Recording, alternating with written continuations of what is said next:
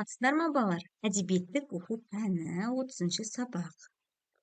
Мектепке барып келемін. Бүгінгі сабақта өлеңді түсініп оқимыз, қажетті ақпараттарды белгілейміз. Бірінші тапсырма. Осы суреттерге қарап, мектепке келуің мен мектептен қайтуың жайлы әңгімеле.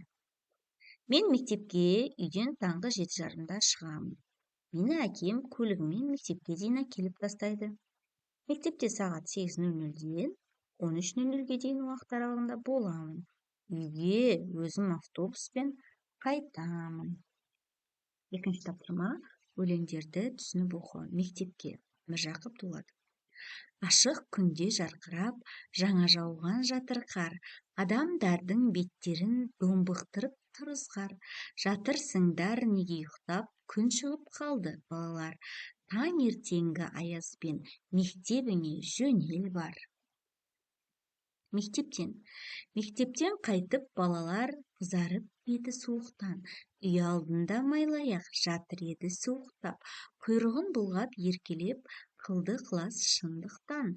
Күле шулап кірсеуге самауыр тұр бу шыққан. Тойып алып тамаққа балалар жатып тыныққан. Міржақып Дулат. Самауырын оттығы ішінде шай қайнататын темір ыдыс.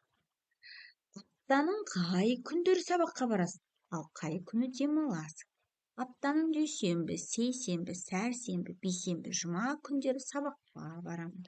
Ал сенбі, жексенбі күндері демаламын. Балалар, үшінші тапсырманы қарайықшы. Өлеңнен суретке қатысты жолдарды тап. Жатырсыңдар неге ұйықтап, күн шығып қалды, балалар. Таң ертеңгі аязбен мектебіңе жөнел бар деген өлеңдегі шумақтар осы суретке қатысты екен, балалар. Мектеп көріп тұрмыз.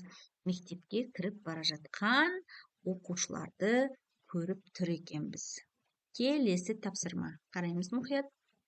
Төртінші тапсырма. Екі өлеңді салыстырыңдар. Мектепке Міржақып Дулатұлының өлеңі. Таңертең аяз, жаңа жауған қар, адамдардың беттерін домбықтырып тұрған ызғар. Енді мектептен өлеңі. Бұл да Міржақып Дулатұлынікі, бұл да қыс мезгілі. Үй алдында майлаяқ жатыр еді суықтап, самауырын тұр бу шыққан. Ұқсастықтары екеуі де қыс мезгілінде және авторлары бір екен. Келесі тапсырма, ойланып жауап бер. Сабақтан кейін ата-анаңды тосып тұр едің. Әдемі көліктегі бейтаныс адам саған, мені сенің әкең жіберді. Жүр, үйіңе апарып тастайын деді. Ал сен не істейсің?